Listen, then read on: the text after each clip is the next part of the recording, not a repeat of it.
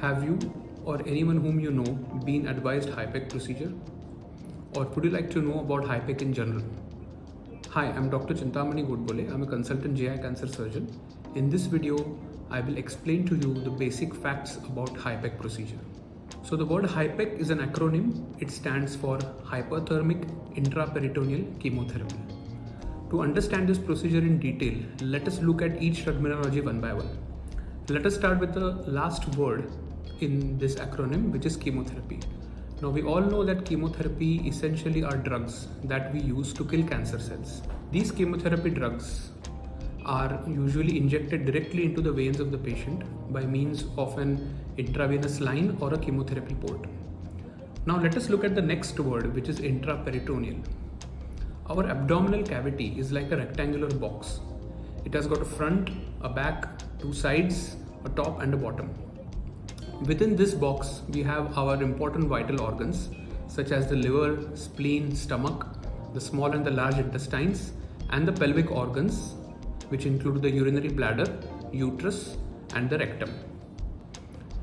Now this abdominal cavity and its internal organs are lined by a special membrane which is called the peritoneum.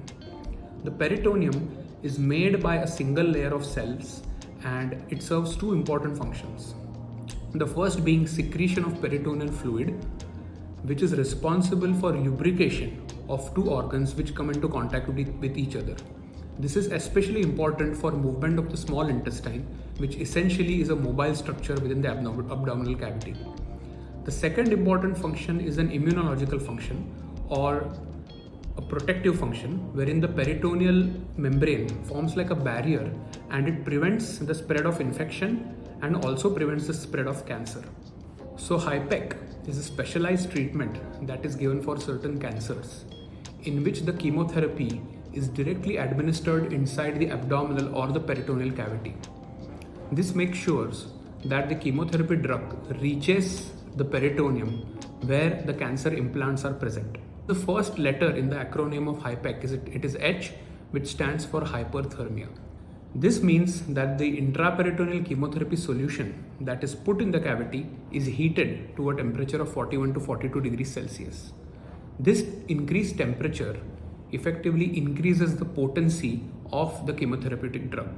Now before HIPEC, we perform surgical procedure which is called cytoreductive surgery, which essentially removes the cancer which is arising from a particular organ and also the peritoneal implants which have occurred because of it.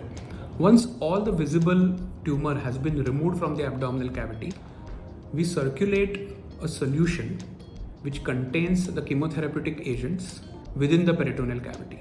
The circulation of fluid is done through a machine which not only moves the fluid but also heats the fluid to a temperature of 41 to 42 degrees Celsius.